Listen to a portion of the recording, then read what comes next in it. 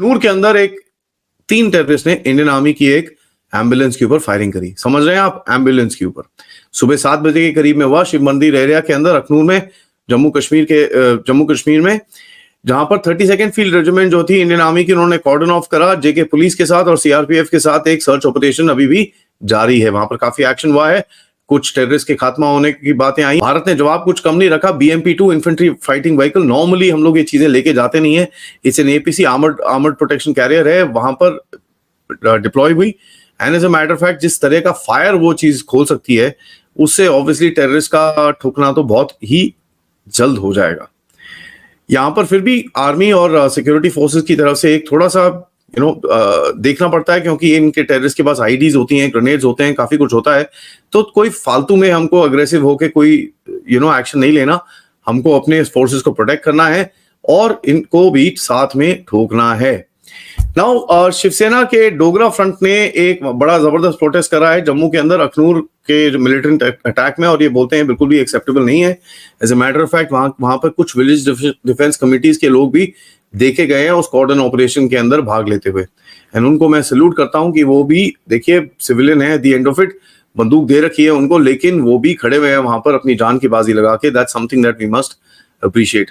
इस जगह से काफी वेपन्स ही रिकवर्ड हुए हैं, और पता चल रहा है कि भैया यहाँ पर एक छोटा सा बेस था जिसको भी उड़ा गया है। सुंदरबनी के एरिया के अंदर एक कुछ ना कुछ मिला है, जो बेस अभी वो बस्ट भी हुआ है।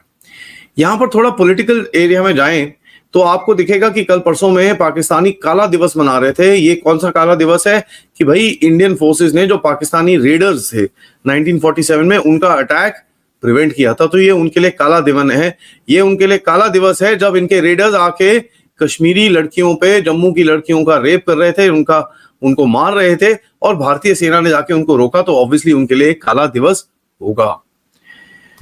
इनकी जो फॉरेन मिनिस्ट्री की स्पोक्स पर्सन है, उन्होंने, जो ज़ारा बलोच हैं, बेसिकली 3-4 उसके नट लूज हैं, बट इन एनी केस उसने बोला, no matter how much India tries, it can not weaken the Kashmiri आजादी movement. Pakistan will continue to provide full support and political, diplomatic and moral support to the Kashmiris. साहब, ये तो आप तो provide कर ही रहे हो, यहाँ पर तो आग लगाने का भी पूरा आपका ही है। तो thank you for accepting what you are doing. It is absolute political bankruptcy that you guys have. There is just no question about it.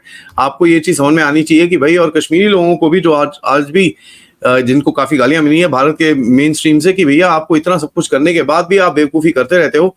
और उस रीजन में कई और लोग हैं, जो जम्मू में भी मुस्लिम पॉपुलेशन है, उनको भी जरा ये चीज समझनी पड़ेगी। देखो भाई, ये आप जो इन लोगों को सपोर्ट करते हो OGW बन के, और OGW अब तो टेररिस्ट ही रहता है, उनको बन के आपको समझ में आना चाहिए आप किस तरफ जा रहे हो। और जिस दिन पीठें तोड़ी गई, जिस तरह से तोड़ी जा रही हैं ऑलरेडी, जिस दिन आपका नंबर आया उस दिन फिर रोना मत। Speaker of the Russian Federation Council Valentina Matviyenko, इनसे मिले आसिफ अली जरदारी, राष्ट्रपति पाकिस्तान। गुहार क्या लगाई कि हमें ब्रिक्स का मेंबर बनना है। दोस्तों, बड़ी ये अजीब सी बात है यार, ये बड़ी अजीब सी बात है। पाकिस्तान कहता है कि हमें ब्रिक्स का मेंबर बनना है, और उसका यह कहना है कि भारत ने हमारे खिलाफ साजिश कर दी है। भारत ने एक बहुत बड़ा, हिंदुओं और यहूदियों ने एक गेम कर दिया। वरना पाकिस्तान जैसे अजीम मुल्क को कौन मना कर सकता है यार? कोई मना कर सकता है? किसी की औकात है? वो तो साजिश हो गई।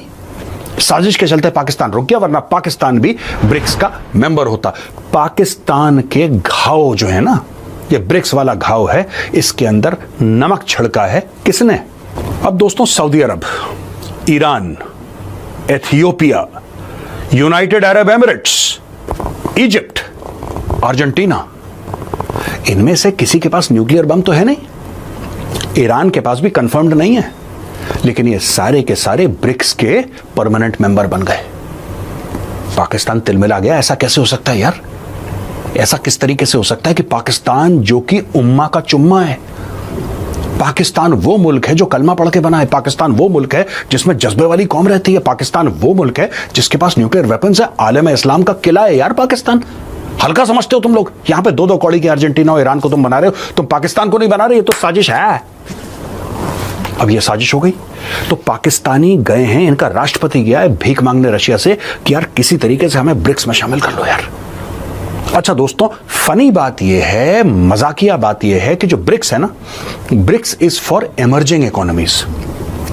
वो भिखारियों का कोलेशन नहीं है, वो उन इकोनॉमीज का, ये ब्रिक्स बेसिकली गोल्डमैन सैक्स के जो चीफ इकोनॉमिस्ट थे उन्होंने टर्म कॉइन करा था ब्रिक्स कुछ समय पहले, और उन्होंने बोला था ये जो कंट्रीज हैं, ब्राजील, रशिया, इंडिया, चाइना, शुरू में ये 4 ही थे, BRIC ब्रिक था ये, बाद में साउथ अफ्रीका आ गया तो ब्रिक्स हो गया ये जो 4-5 देश हैं, 5 देश मिला के आप समझ लीजिए, ये दुनिया को लीड करेंगे। ये इकोनॉमीज ग्रो कर रही हैं बड़ी तेजी से, बहुत तेजी से, रफ्तार से ये इकोनॉमीज ग्रो कर रही हैं और ये दुनिया को लीड करेंगे। इनका नाम है ब्रिक्स।